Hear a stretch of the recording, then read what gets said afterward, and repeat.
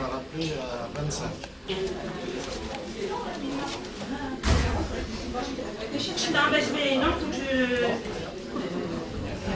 On a pas de télé dans le matériel.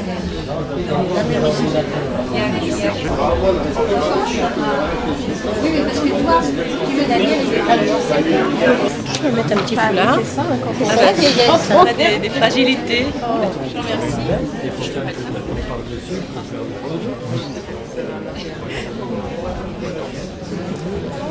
Oui. Les derniers. Il est petit encore. Je vais demander comment on fait dans les réseaux de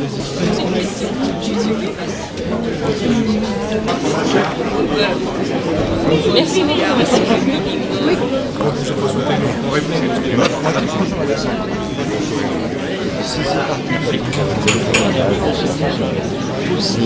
Et puis on a dévoilé la plaque avant parce que c'était aujourd'hui. C'est pas mais en même temps, voilà.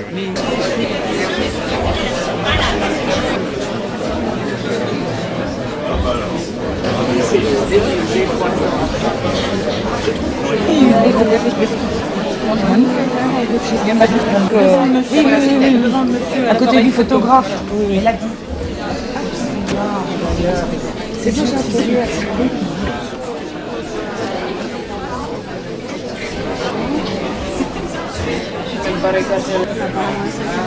Souriez, vous êtes filmé. Non, merci. Je vais vous gâcher là.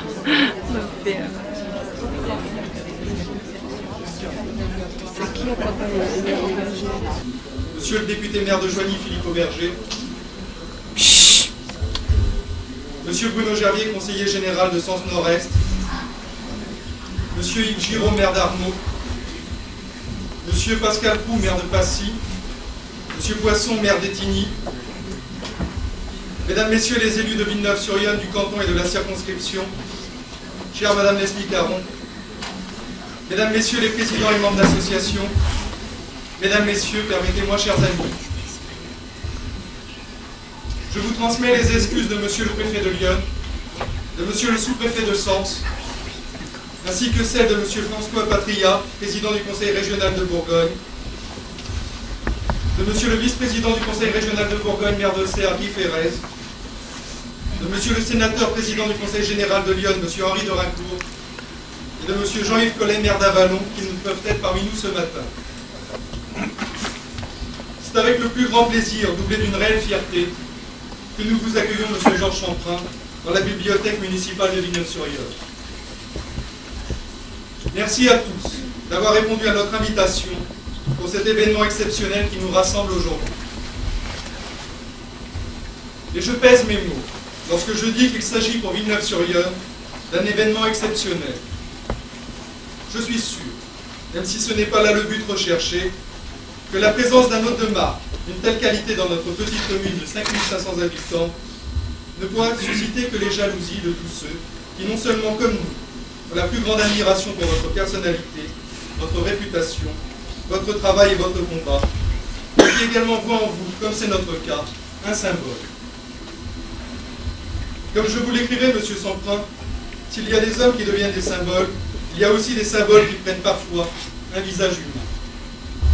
C'est désormais le cas pour notre bibliothèque municipale. Ce lieu par nature vivant épousera désormais d'une certaine façon les traits de votre visage et respirera l'énergie qui a toujours guidé votre vie d'homme, engagé et éclairé. Permettez-moi donc de vous remercier très solennellement et très chaleureusement, au nom de la municipalité et des habitants de Villeneuve-sur-Yonne, pour l'honneur que vous nous faites et la gentillesse que vous avez eue d'accepter cet hommage, que nous avons souhaité vous rendre ce matin en donnant à ce lieu de culture et d'échange votre nom. Vous me permettrez également de remercier d'une façon très amicale tous ceux sans lesquels ce projet qui nous tenait à cœur n'aurait pu voir le jour. Notamment Mme Jeanne Cotel-Ménel, notre bibliothécaire, qui a travaillé une fois de plus avec passion pour monter cette fort belle exposition vous concernant, ainsi que notre chargée de communication à la mairie, Mme Simoën, qui vous a approché. Sans nul doute, et n'en déplaise à votre modestie, cet événement restera pour toujours gravé dans la mémoire de notre commune. Car pour une commune comme la nôtre, qui est à taille humaine, Les personnalités qui essaient d'être des citoyens d'honneur entrent dans l'histoire de la collectivité, au même titre que nos monuments et notre patrimoine. Je sais les liens qui vous attachent à notre région, notamment à travers votre engagement actif dans la résistance iconaise. J'espère que ces liens se trouveront renforcés de par la filiation qui existe désormais entre notre bibliothèque et vous. Georges Champrin, vous êtes chez vous à Villeneuve-sur-Yonne. Notre amitié vous est offerte. Si la municipalité et moi-même avons eu à cœur de permettre que notre bibliothèque municipale puisse désormais porter votre nom, c'est parce qu'avant tout, il nous semblait important de choisir une personnalité qui, à bien des égards, puisse être porteuse de valeur. Faut-il souligner que c'est la première bibliothèque dans le monde qui prend le nom de Georges Champrin. Mais pouvez dès lors nous quitter. Nous avons voulu rendre hommage à la fois à l'homme de lettres, à l'écrivain, plusieurs fois primé, dont les œuvres remarquables méritent d'être saluées, tant elles ont accompagné et continuent d'accompagner la vie de générations successives, au point de vue littéraire et cinématographique. Marquant d'une empreinte indélébile la culture européenne, à laquelle Georges Champrin, je vous sais attaché. Et nous procurant, comme le dit Gérard de Cortance, romancier et essayiste, avec lequel vous avez mené une série d'entretiens pendant plus de 20 ans, des clés pour mieux comprendre le XXe siècle et celui dans lequel nous sommes entrés. L'hommage au scénariste, qui a travaillé avec les plus grands réalisateurs, tels Alain Resnais pour La guerre est finie et l'attentat, Costa Gavras pour Z, que nous avons projeté hier aux enfants du collège Chateaubriand de Villeneuve-sur-Yonne, l'aveu ou section spéciale, mais aussi Yves Boisset, Chris Mahler, qui réalisa en 1977 Le Front de l'air et avec Jacques Deray, Pierre Granier de Fer, Joseph Lozet et Hugo Santiago. Côtoyant des acteurs aussi fabuleux qu'Yves Montand et Simone Signoret, avec lesquels vous êtes liés d'amitié. L'hommage à l'homme plusieurs fois primé par ses œuvres. Permettez-moi de rappeler à l'assistance quelques-uns des prix qui vous ont été destinés. Prix Ford Mentor en 1963 pour Le Grand Voyage, retraçant votre propre expérience de la déportation, qui fit l'objet d'une adaptation cinématographique de Jean-François pour la télévision.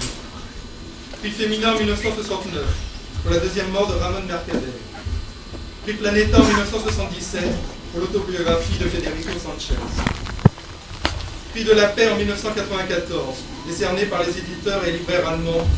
Prix Femina Vacaresco en 1994.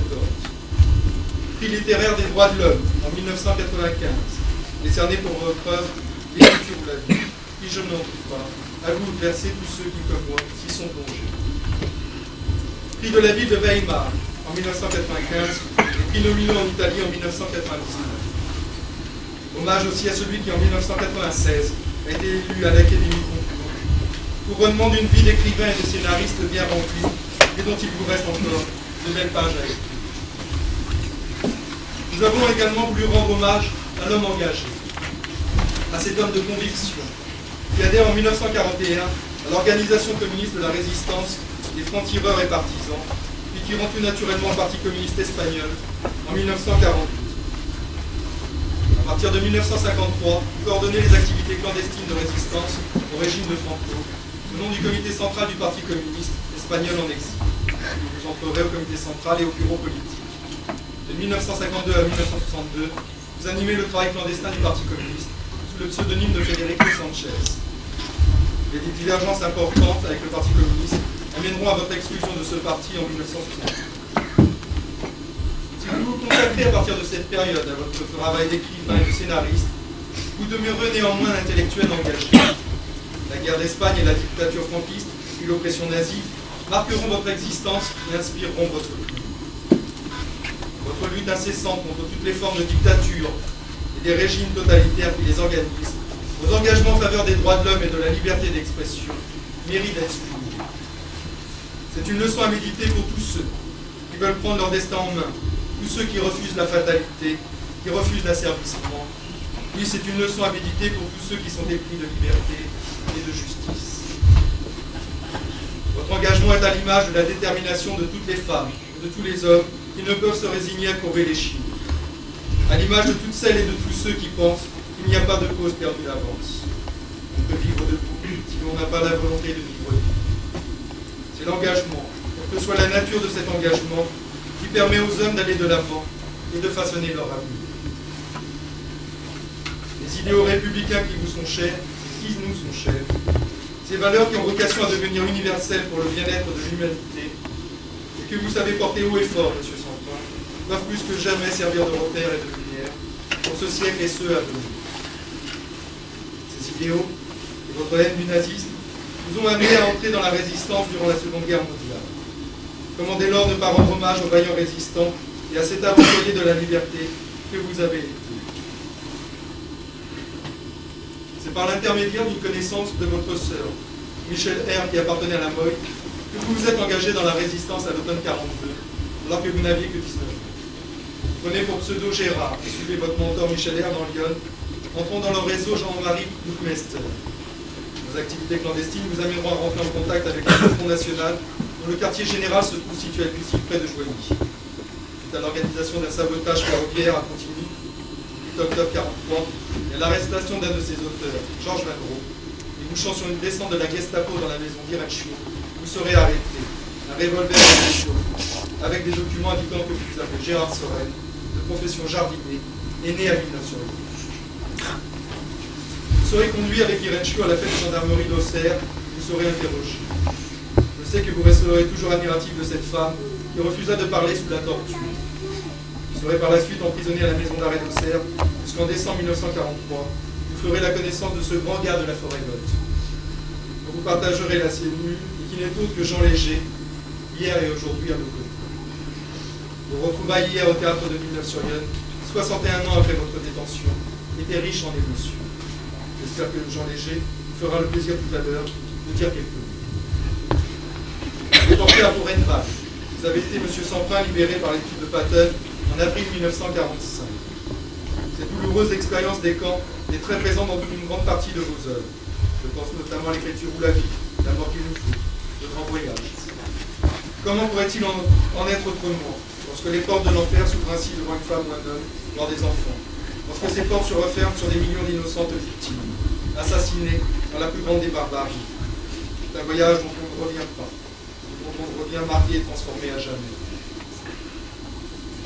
Votre engagement s'est poursuivi comme ministre de la Culture du gouvernement espagnol de M. Felipe González, de 1988 à 1988. Certainement que le jeune Georges Champrin, né en 1923 à Madrid, fils d'un diplomate espagnol d'origine catholique de gauche, celui dont le père choisit l'exil en juillet 1936, au moment de l'insurrection militaire menée par Franco, ce jeune Georges Champrin, qui avait tout juste 7 ans lorsque la République fut proclamée en Espagne, n'aurait jamais pensé, à cet âge où l'insouciance coule encore de pas, devenir un des serviteurs les plus éminents de sa patrie.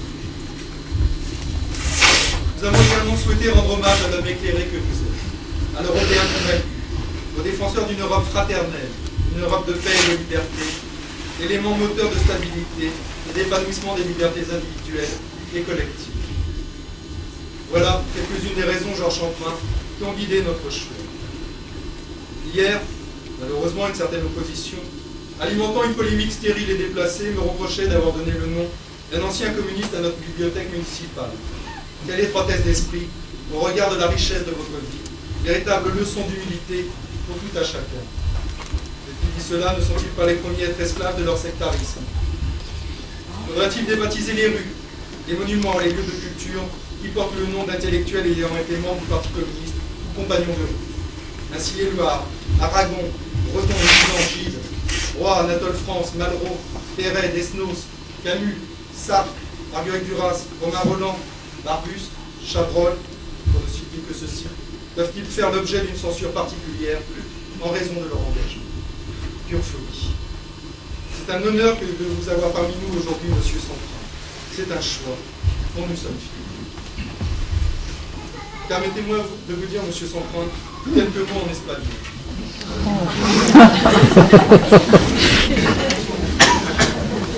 Espagnol, il y a 15 ans.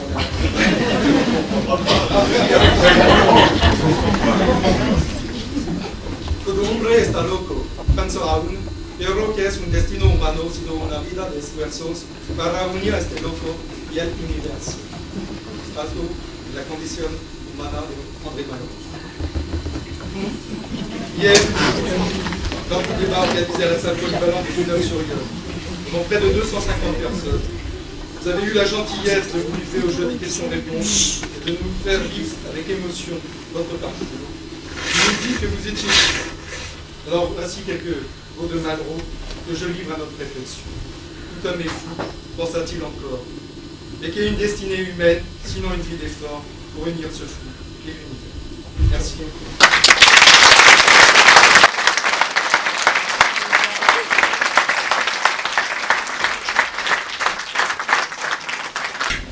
Vous recevrez très prochainement aussi une médaille pour votre qualité de citoyen d'honneur de la ville de Villeneuve-sur-Lot.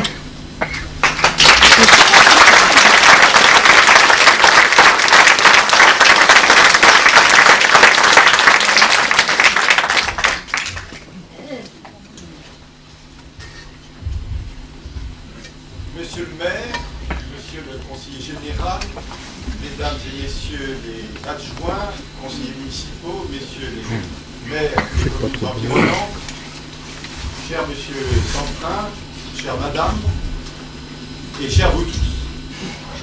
Monsieur le maire, j'ai le plaisir d'abord à retrouver cette bibliothèque où j'étais venu pour l'inauguration. Nous étions, je pense, déjà aussi nombreux. Mais aujourd'hui, compte tenu du fait que maintenant cette bibliothèque est beaucoup plus habillée, il y a beaucoup plus de livres, on a l'impression vraiment d'être extrêmement nombreux. Je vous félicite en tout cas d'avoir réuni autant de personnes, autant d'amis de la bibliothèque pour cette journée, qui, comme vous l'avez dit, est une journée évidemment très importante pour Villeneuve-sur-Lot. Et je constate d'ailleurs, ayant contribué personnellement au financement de cette réalisation, en dépit du nombre de personnes et en dépit du nombre de livres, elle est toujours bien solide, prête à fonctionner, et personnellement, naturellement, je m'en félicite. Alors, vous avez bien voulu, pour cette dédicace, inviter Georges Semprin. Georges Semprin, naturellement, tout le monde le connaît, ou j'imagine, le connaissait déjà avant. Je savais qu'il avait été, naturellement, un de nos grands écrivains. Je savais qu'il était d'origine espagnol. Je savais également qu'il avait été un grand scénariste, ce qui prouve déjà qu'on peut être à la fois un très bon écrivain et un très bon scénariste.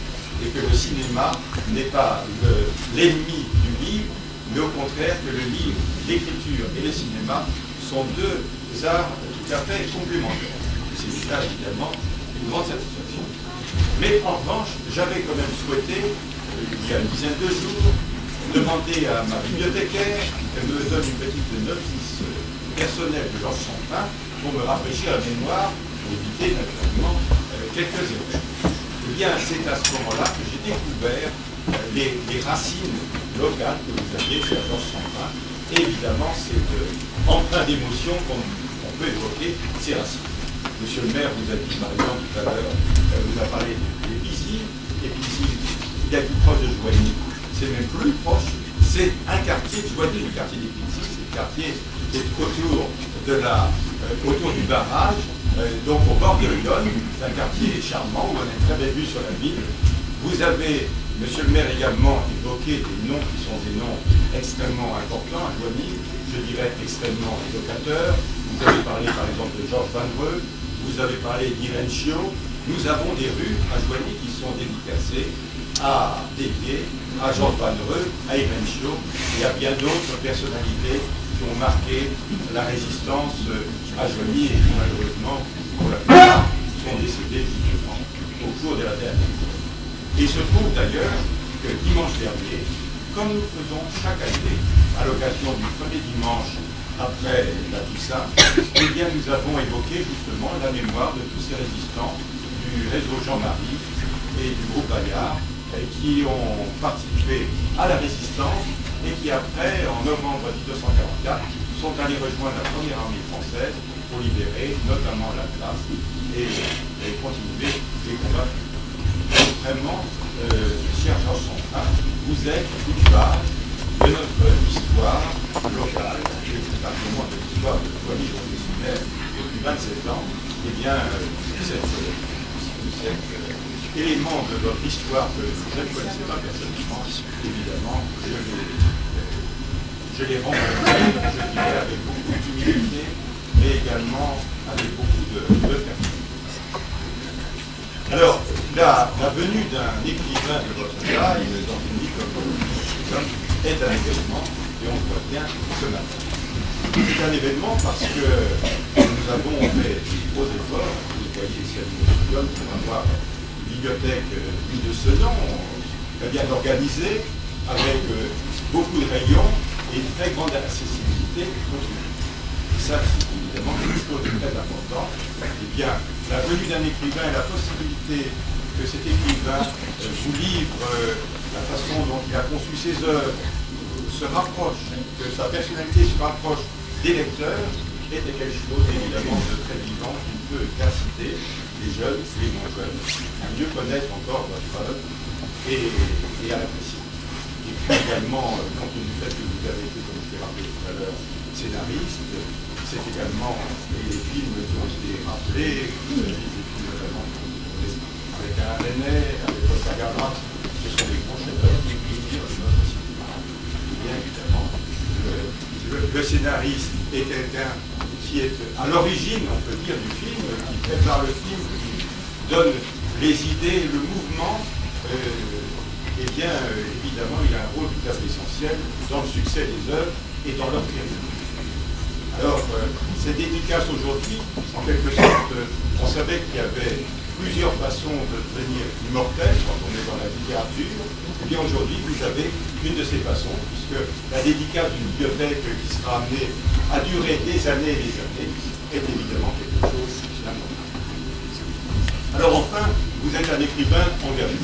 Personnellement, ça ne me gêne pas du tout. Moi-même, je suis d'ailleurs écrivain. J'ai commis trois modestes livres, ils n'ont pas à faire de tirage. Enfin, j'ai connu quand même une certaine diffusion. Et personne ne peut penser que l'écriture que j'ai faite n'était pas une écriture engagée. Et puis, même si on s'oppose à la littérature, d'ailleurs, M. le maire l'a fait à la citation qui est publiée, André Malraux est chez nous l'archétype de l'écrivain engagé. La condition humaine est un de ses chefs-d'œuvre, peut-être d'ailleurs le chef-d'œuvre le plus accompli, en tout cas, écrivain engagé.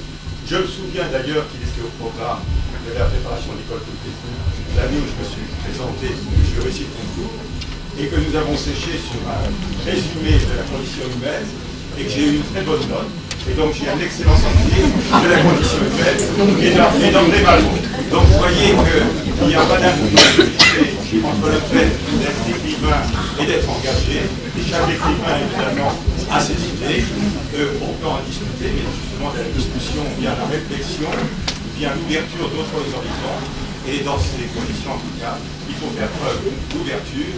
En tout cas, je suis très heureux aujourd'hui de l'occasion qui m'est donnée de vous rencontrer. Je vous remercie de votre venue ici dans notre région.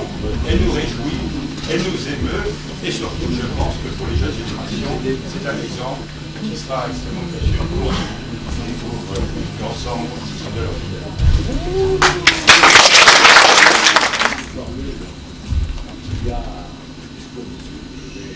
Très clairement fait. Une formule très vite de rappeler les dictes de tous les présents parce qu'on oublie tout. Alors, nous avons une formule qui permet d'englober toutes les personnalités qui assistent aux cérémonies. On dit queridas autoridades.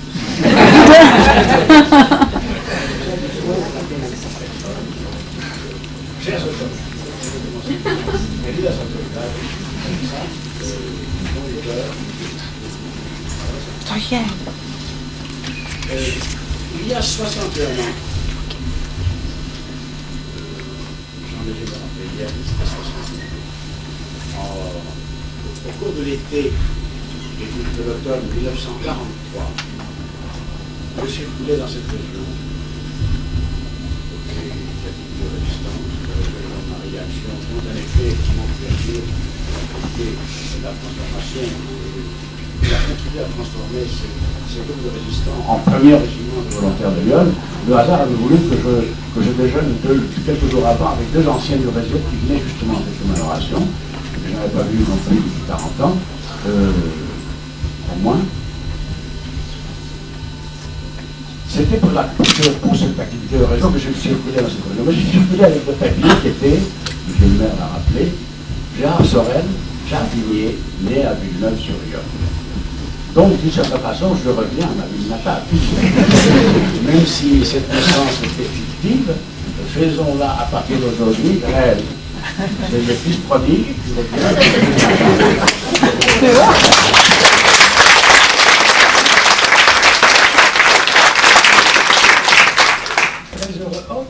Un peu accablé des hommages que nous avons fait, parce que c'est un peu, je crois, disproportionné, mais très heureux et très fier de revenir à sa ville natale et de voir, en effet, nous sommes à l'orée de la disparition des témoins réels de cette époque. Bientôt, plus personne ne pourra parler comme une expérience personnelle des camps de concentration nazis. Bientôt, on ne pourra plus parler comme une expérience personnelle de la résistance dans Lyon. Nous sommes à l'orée de ça, mais c'est très rassurant, en effet, très rassurant, monsieur le maire de Loigny, de voir le nom, son nom sur une liste de compte municipal qui va, elle, durer combien de temps? C'est sûr. Je vois que donc ce nom va être perpétué dans tout le temps. Les enfants diront, mais qui c'est ce type qui en plus a un accent sur le nu? Espagnol, que la mairie, le maire de Villeneuve-sur-Yonne ont fait la graphie espagnole du nom pour rappeler son origine. Et donc ce sera un sujet peut-être de conversation. Et de cette façon-là, n'étant pas l'Académie française, n'étant pas immortelle comme académicien français, je serais immortel comme patronise de la bibliothèque de Villeneuve-sur-Yonne. Je vous la remercie, je suis touché et fier de l'être.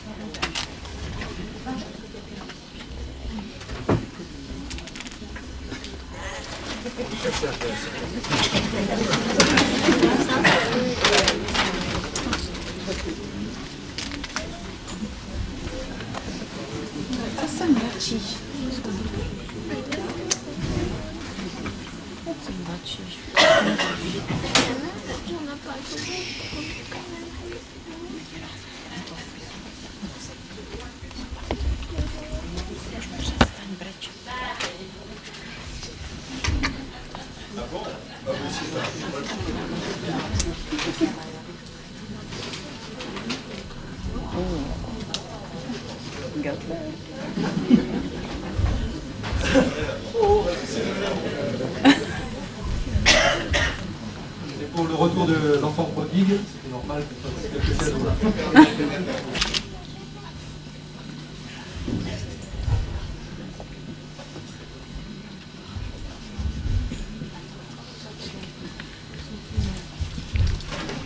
Un mot pour dire merci à nos filles, à la bibliothèque. Je crois que le plus beau cadeau, à part le nom de cette université, le plus beau cadeau, c'est l'exposition qui a été organisée par Madame Bibliothécaire, ici en bas, et qui est un travail remarquable.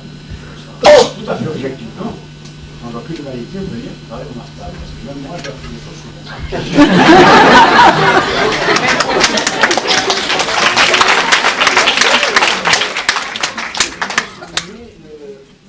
une vitrine, une page d'une vitrine qui m'a particulièrement touché. Parce que madame a repris dans cette vitrine une page d'un livre de Jean Léger, Souvenir, et une page de mon premier livre, Le Grand Voyage, où lui et moi nous racontons la même chose. Notre rencontre dans la cellule 44 de la maison d'arrêt d'Auxerre à l'automne 1943, au début de l'hiver 1943. J'étais dans cette cellule avec un vieux paysan. Hier, Jean Léger m'a rappelé quel était son vrai nom. Moi, je lui ai donné un nom un peu différent pour ne pas choquer sa famille si par hasard elle existait encore, parce que je n'étais pas très gentil avec sa mémoire. C'était un vieux paysan assez radin qui ne partageait jamais les grands colis qu'il recevait. C'est Jean Léger, en arrivant dans cette cellule, qui a obligé tout le monde à partager. Moi, je n'avais rien à partager, mais il le raconte d'ailleurs dans la page de son livre, mais on a obligé Remalé, c'était son nom, à partager ses colis avec lui. Et l'arrivée de Jean Léger dans cette cellule, un soir, aussi grand qu'aujourd'hui, 60 ans de moins, et avec beaucoup de cheveux, une grande chevelure, une toison. Je n'ai jamais su son nom. Pour moi, c'était le gars de la forêt d'Hôte. Lui, il savait que je m'appelais Gérard, c'était mon pseudonyme, il savait que j'étais espagnol. Et cette rencontre dans la bibliothèque de ces deux pages est émouvante parce que pendant 60 ans, j'ai cru que Jean Léger était mort. Et lui a cru que j'avais été fusillé. Que ce matin, à 5 h du matin, on est venu me chercher dans la cellule, ce n'était pas partir en déportation, mais partir au peloton d'exécution. Et donc, nous avons vécu avec l'idée que l'un et l'autre étaient morts, nous nous sommes retrouvés hier. Je savais que existait depuis quelques semaines, quelques mois, nous nous sommes retrouvés hier. Et la bibliothèque, d'une certaine façon, en mettant en place ces deux pages, pérennise cette mémoire et rappelle à quel point on est resté fidèle à nos 20 ans, parce que la description qu'on fait correspond tout à fait non seulement à la vérité, mais à l'émotion du souvenir, l'un à l'autre croyant que l'autre a disparu. C'était donc le meilleur cadeau qu'on pouvait me faire. Voilà. J'avais tout dans la tête, mais je n'avais pas tous les livres. Et donc, la bibliothèque de Sens m'en a prêté beaucoup. Et j'ai dû faire appel aussi, on va dire, à 5 bibliothèques privées, la mienne, mais aussi celle de Jean-Marie Pérez, Pierre et Sylvie Ballester, Rachid Gorgi et Jean-Philippe Loiseau. J'ai dû faire ça et évidemment sortir ce que nous avions déjà, et je me suis permise de remettre les jours morts de David Rousseff dans la bibliothèque. Est-ce que je peux dire un tout petit mot? Ce rire.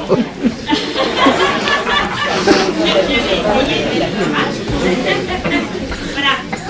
Il s'est trouvé que votre venue, le nom donné à la bibliothèque a ému beaucoup de gens, et en particulier les hispanistes et les issus des familles républicains espagnols. Vous l'avez vu hier, vous l'avez vu aujourd'hui. Il se trouve que dans les lecteurs et lectrices, il y a particulièrement plusieurs familles. Et je voulais remercier toute la famille Leclerc, donc Chantal, Jean-Bernard aussi, ainsi que leur fille Virginie, parce qu'ils m'ont vraiment beaucoup aidé. Et je vais citer rapidement tous les bénévoles qui nous ont aidés aussi.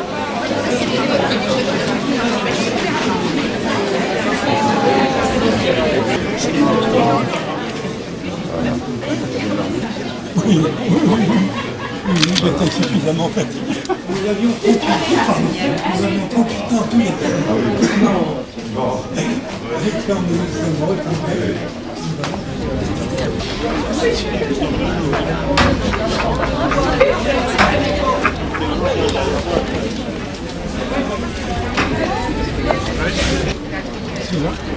Il est là, il est vaillant, comme toujours. Comme un roc. Comme un roc.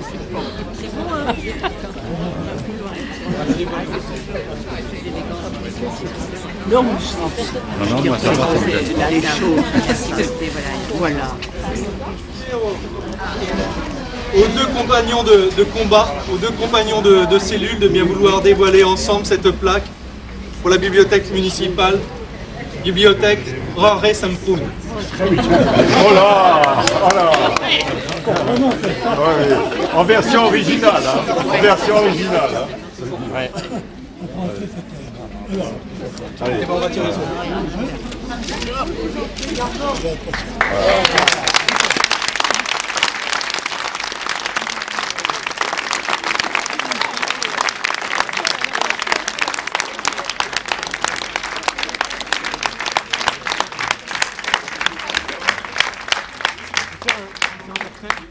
Je suis léger, je vais être prochain. Voilà. Entouré par deux résistants, je risque rien. Au contraire, ils sont résistants. Le maire, on n'est pas sûr. Hein. On n'est pas sûr. Hein. Ça reste à démontrer. On va le faire. Eux, ils ont fait leur preuve. Ça va pas. Merci. Merci.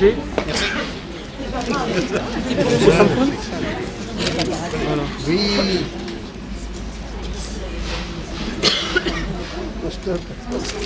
Merci à moi. Ah, c'est bon.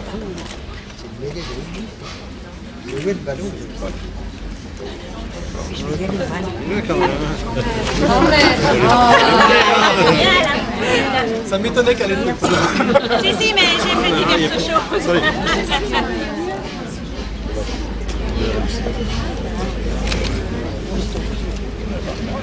Non, ça va. Il est toujours chaud.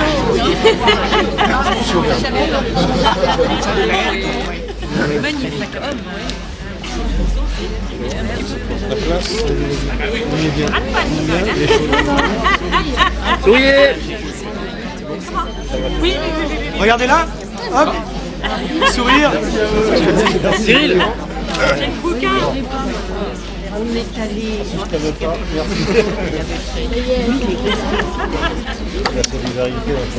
Donc je vous invite à nous rejoindre à l'intérieur pour boire le verre de la Essayez de rentrer. Rentrez boire le verre de la Moi, je peux pas en éliminer. Donc Claude Gallimard a illustré le livre d'or qui recevra la signature de Jorge Samponi. Elle y est. Merci. Où elle est.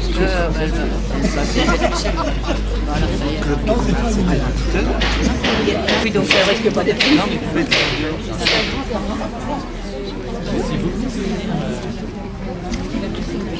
Maintenant, je prends les paparazzi.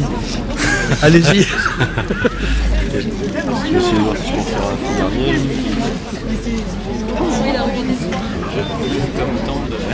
Là, je prends les paparazzi. Ouais.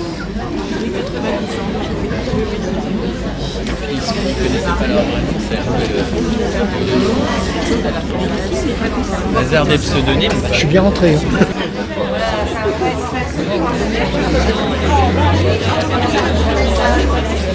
Je m'excuse, mais j'ai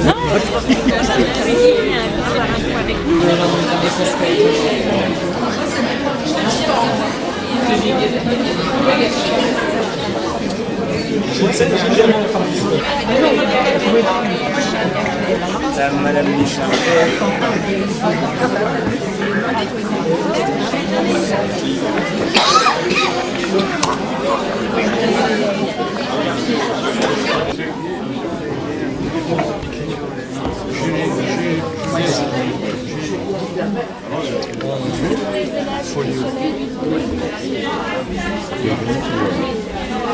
tout ce boulot, hein, d'être là. D'avoir la grande de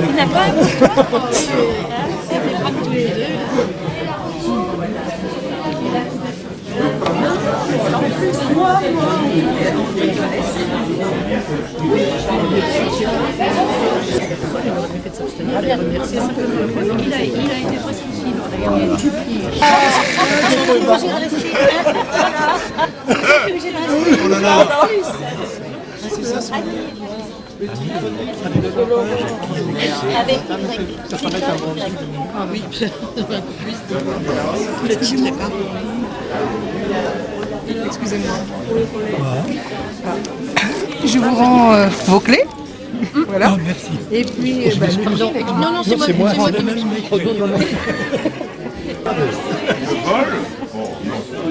Oh, merci madame.